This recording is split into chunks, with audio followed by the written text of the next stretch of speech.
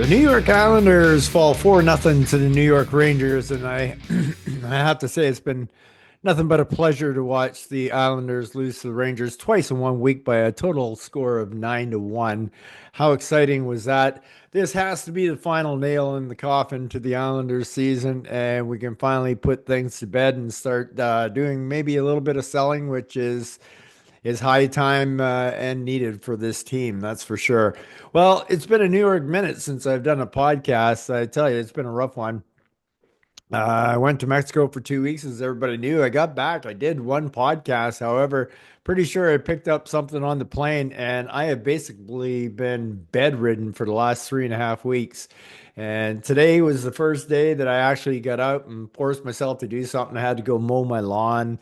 It was starting to look pretty scruffy out there. The grass was getting pretty long. So it was nice to get outside for the first time in like 3.5 weeks. And I figured, hey, if I'm good enough to mow the lawn, I'm good enough to do a podcast tonight for a Ranger Islander game. But wow. I don't know what to say. It's been a long season, and the Islanders just aren't good enough. They're just not good enough, and that's pretty much the bottom line.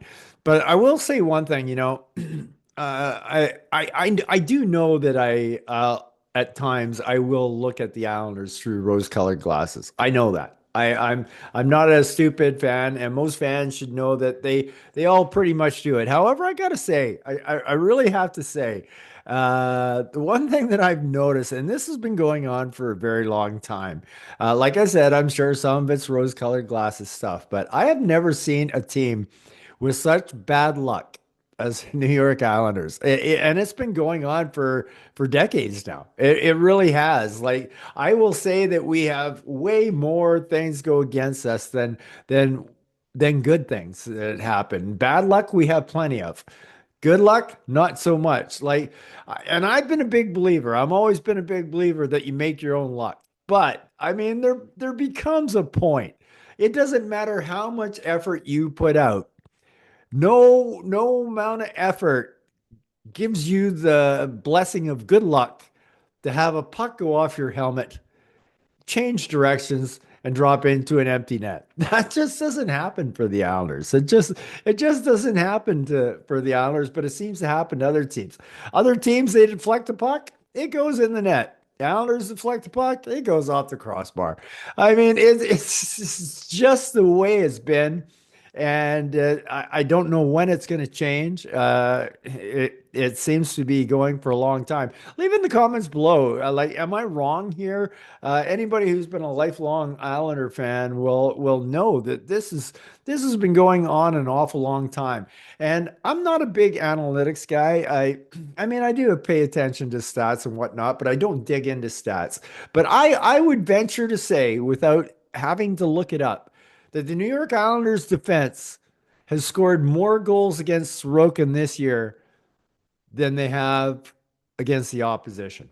I'd be willing to put my mortgage on that. I really would. I really would.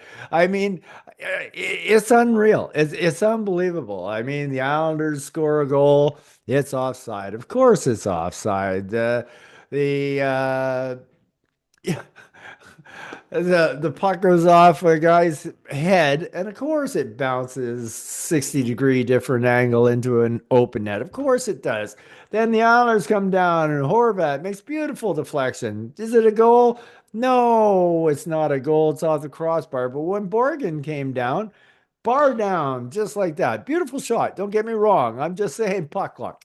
I'm just saying one hits post, one doesn't hit the post. Palmieri goes down. He outdoes himself and outplays himself. He should have had an easy goal there. No, another post. JT Miller comes down, beautiful shot, picks top hand corner. It just goes on and on and on and on and on. It's kind of frustrating, and it's time to do something. It is definitely time to do something for the Islanders, and it's shake-up time. We play the Winnipeg Jets tomorrow night. Jets should take care of us, no problem. and that should put us into the category, which I've not been a big proponent of, but it's time. It's time. We don't have enough. We don't have any goal scorers. We need to go a different direction than what we're going right now. That's 100% for sure. So anyway, let's talk a little bit about the game. So we're in the first period there, and 15 minutes in, Will Cooley has a puck go off his head. Zach Jones and Miller pick up an assist on the play. How they get an assist out of that? But I guess somebody had to shoot it off Cooley's head, and I guess it must have been Zach Jones.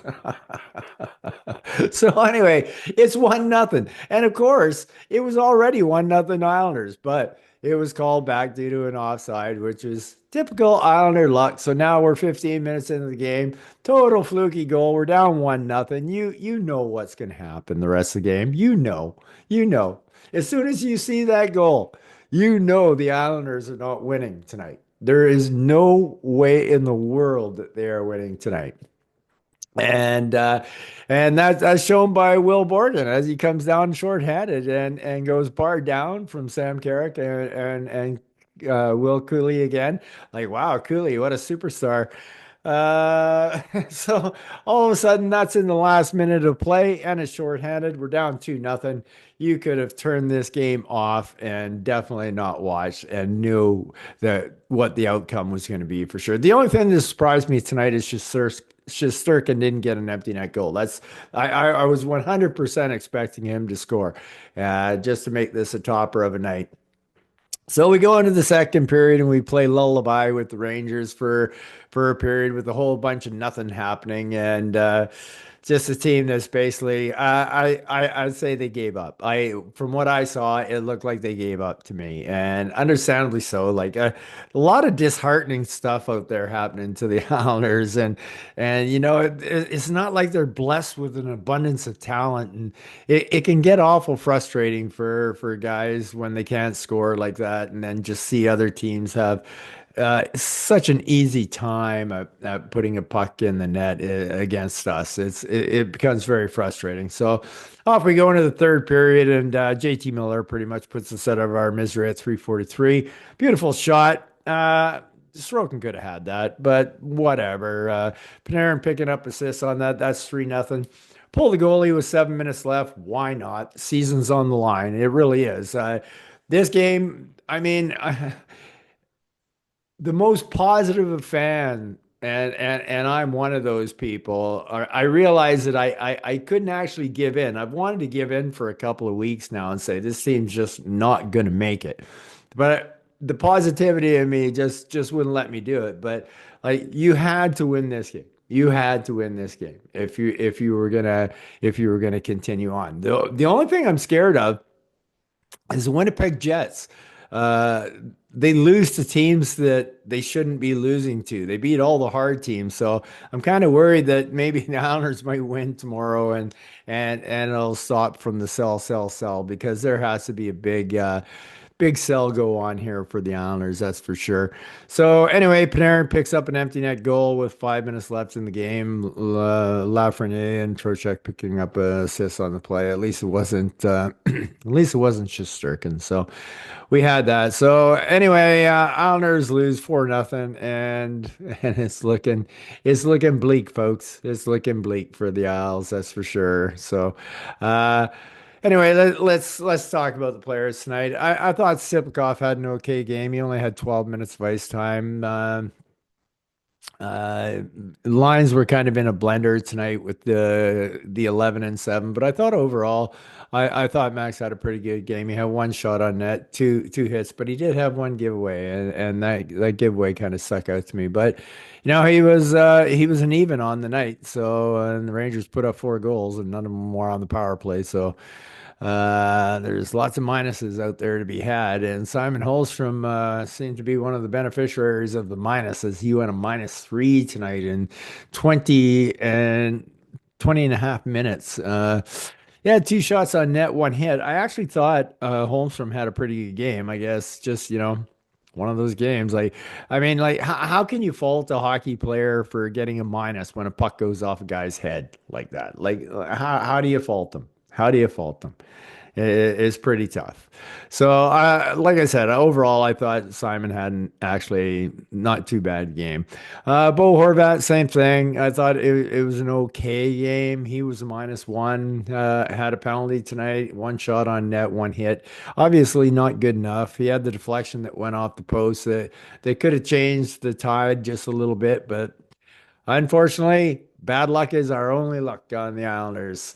Mark Gatcombe, I was really impressed with Gatcombe tonight. He had 10 minutes of ice time, and the guy just he knows that he can't take the foot off the pedal, or else he'll end up back in the AHL. And he's had the foot on the pedal the entire time he's been here. He is pushing. He's working hard, and he looks great out there. And he was an even tonight, so in a 4-0 and a possible -4 kind of game. So, and he had one block shot, two hits. He did have one giveaway. It wasn't that bad though. I know the giveaway that he had, and it really wasn't. It was in a very safe zone and didn't hurt us at all. Hudson Fasching, same thing could be said for him that could be said for Gatcombe. Hudson got an extra minute's worth of ice time than Mark, but he had one shot on net. He had a couple of nice uh, plays at the net that couldn't convert, but Hudson's working hard. I thought I thought Kyle. I really did. I thought he had a good game until I saw his plus minus, and Kyle rings up the -4 for the evening on 19 minutes of ice time. So that kind of hurts a bit as he gets a couple of shots on net, one hit, but a -4, that's definitely a killer. I guess one would come on the power play, one would come off some guy's head, one would come into an empty net. So. Once again, I mean, it's an indicator, but not so much of an indicator tonight. Like, I mean, I guess the one that would be a pure minus would be the JT Miller goal. So that's pretty much it for that. Anders Lee, I thought I didn't think Anders had been playing that well lately, but I thought tonight he kind of stepped up a little bit, looked a little better than he had in a while, and it looked like he ended a long goalless streak there. But unfortunately, matter of inches with the offside, Anders picks himself up a -1 for the night. 19 minutes of ice time, got a couple shots on net, one hit and one giveaway. The Islanders are atrocious for giveaways. I just they really are. They're brutal for giveaways. I've seen some of the worst giveaways, and I'll get to him. I'm not even going to talk about him right now, but he's coming on the defensive side. Brock Nelson, I thought had a really good game. Once again, -3. We can talk about how weird the goals were for the minuses tonight. Not a lot you can do about it. 22 minutes of ice time for Brock, one shot on net, one hit. He's playing good hockey. It's just kind of like I said. I figured all the players coming back from the Four Nations face-off would be on fire, and Brock is no exception to that rule. Brock didn't have the greatest Four Nations appearance, but it kept him playing hockey, which once you bring yourself back into the inferior hockey of the NHL, he excelled. He excelled. So, and he has been excelling. So, Brock tying Bobby Nystrom for fourth place in all-time games. Tomorrow, he will probably go into fourth on his own, and that may be the very last time that we see Brock Nelson in a New York Islander uniform. Don't know what's going on behind closed doors. Like maybe Lou and Brock are, maybe Brock has went to Lou and said, "Look, I really want to end my career on Long Island." I don't think that's the case. I think he wants to go home to Minnesota, and I think that's probably going to happen this summer. So it probably would definitely be wise. The Islanders are not making the playoffs this year to probably sell Brock Nelson right now. Same could be said for Kyle Palmieri. I love Palms. His last 2.5 years of this 4-year contract have been really, really good. The first year and a half of the 4-year contract, he was basically injured the whole time. So Kyle has really lived up to his contract pretty good. Streaky player, but we always knew that about him anyway. So uh, yeah, and he could be on the move too. So I'm not sure if I'm not sure how much Palms could fetch on the trade market. Who knows? He is a goal scorer. Brock Nelson, I definitely expect him to be traded for sure. Like I said, I think it could be both Brock and Palms going, but I'm just praying that Brock doesn't go to the Leafs. Please don't go to the Leafs. Don't trade Brock to the Leafs. Please don't do that to me. I think Kyle McLean has had a big resurgence, and that big resurgence is the combination of Mark Getcombe and Casey Cizikas on his line. I think our fourth line is looks really good out there playing like that, and a lot of hustle. But Kyle McLean's game just seems to be invigorated ever since Gatcombe got there. The speed between the two of them, they make things happen. We don't get hemmed in our zone all the time like we did when Matt Martin was on the fourth line and that. So I really notice a noticeable improvement in McLean for sure as he steps up his game with Gatcombe. So good job by Kyle.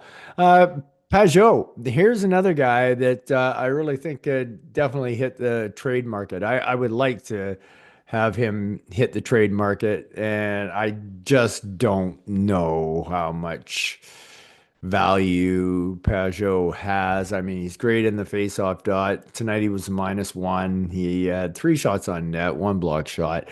I mean, he'll always stick his nose in, but if we just have too many of these vanilla players like Pajot that we need to change up somehow and either get some young rookies in there that can skate fast and hard or something different than Pacho, that's for sure. Casey Cizikas, I thought had an excellent game. Like I said, that whole line was really flying tonight. I love their forechecking. They did a great job in that. Casey had a couple shots on net, but he did have two giveaways tonight as well. So he had 14 minutes fight time, but I still thought one of Casey's better games than he's had the whole time. Let's get to the defense. Adam Pelech, I didn't think had a very good game at all. He was a -1, got himself a penalty, one hit, giveaway, one takeaway. Uh, he got kind of injured there. It was nice to see that it wasn't any kind of long-term injury that he had to leave the game for and whatnot, but didn't really have that great of game. Tony D'Angelo, I thought, he tries to make offense happen. I'll give him that. 23 and a half minutes of ice time. He was -2, but he had three shots on net. He's very creative in his thinking and whatnot, but I think he was trying to do a little bit too much tonight because with the Ranger fans booing him and that, I really think he wanted to do something special, but just couldn't get it done. So, yeah, D'Angelo with a couple of uh, oh, D'Angelo had three shots on net, one hit and one takeaway. So yeah, pretty good game by Tony. Ryan Pulock, man, I don't know what he was thinking, especially on the power play. It was crazy. I never quite seen anything like it. Like Ryan's sitting there in his spot, nobody's by him in the first period on the power play, and he's got nobody. Like he has no player. He's just standing in his spot by in front of the net. There's nobody anywhere around him. And he's just sitting there staring. He looks at the puck carrier in the zone, and then he turns around. He sees the Banajad wide open in the prime OV scoring area. And you could see that Miller was looking across the ice at him. That's what gave Pollock the hint to take a look over.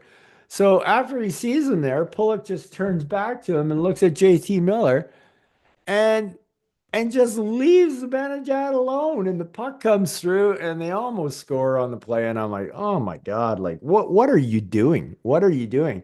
And then there was another power play. Once again, he's standing in the spot that he's supposed to be standing, but he's doing nothing. He's doing nothing. There's guys skating close to him with the puck, but at least flick your stick out, try do something, try to knock down the pass that's going through you as it once again did.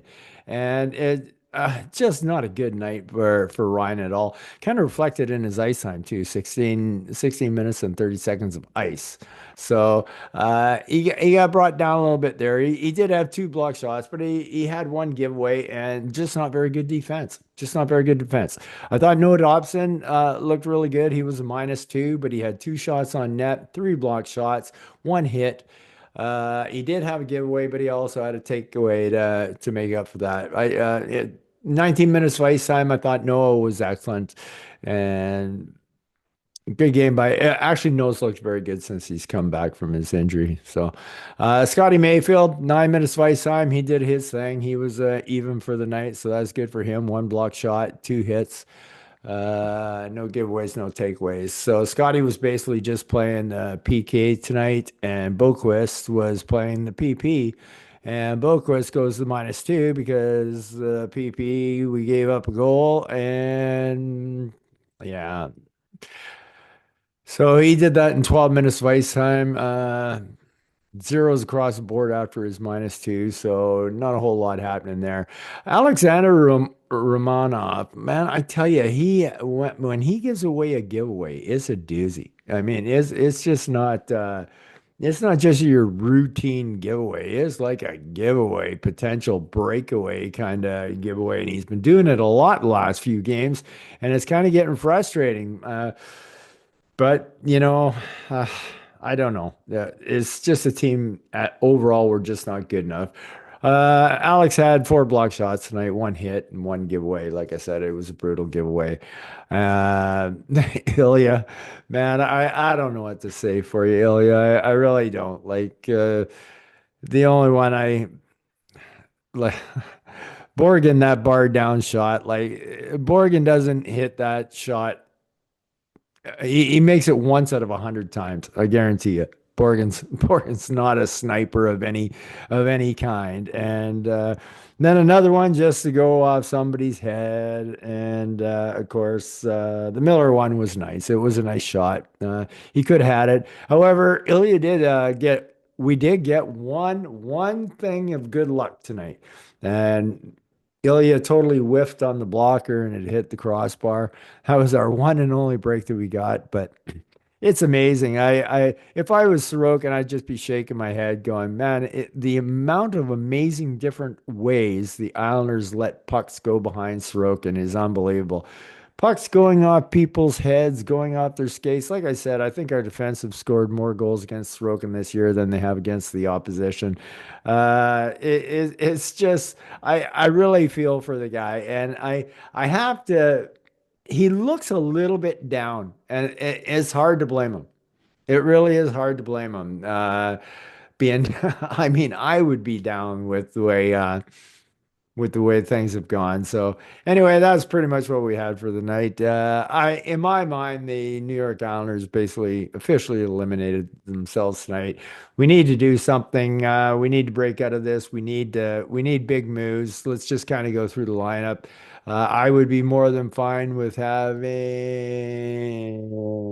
Palmieri traded, even Anders traded, even though I think Anders has been awesome for us this year. But if the right situation came up and somebody needed him, I would trade him. Brock Nelson, I think we should trade him. I think we should trade Pajot. And like I said, if there's a deal out there for Cizikas, I would trade him as well.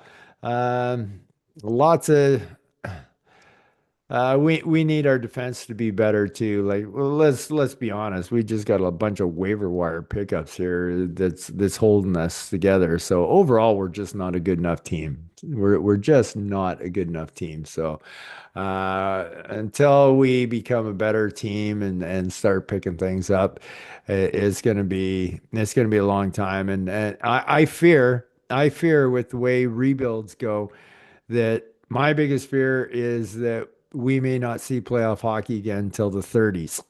Who knows? Could be the 40s. You never know what's going to happen when you rebuild or retool. You might end up being in the next Buffalo or the next Detroit or the next Ottawa or the next Montreal, teams that have been out of the playoffs forever. And so you got to watch what you wish for in this situation when it comes to trading, but let's be honest, the Islanders are getting old and it's time to make a change. So anyway, that's all I got for you guys and girls tonight out there. Y'all take care. It was good to be back. Y'all take care and peace out.